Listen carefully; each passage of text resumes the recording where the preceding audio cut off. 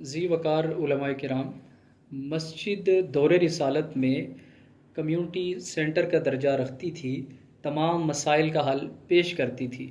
आज मस्जिद community centre नहीं है।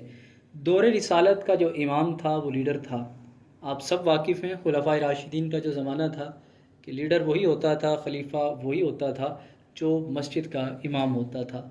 आज मसाजिद के अंदर लीडर नहीं है, मोहताज खड़े हैं, इल्ला माशाअल्लाह वो उलमाए किराम कि जो वाक़अतन लीडर का किरदार अदा कर रहे हैं। और कोविड-19 के अंदर, कोरोना में और सैलाब के दिनों में मैंने ऐसे उलमा को भी देखा जिन्होंने वाक़अतन लीडर का किरदार पेश किया और लोगों ने उनकी तक़लीद की, लोग उनके पीछे चले।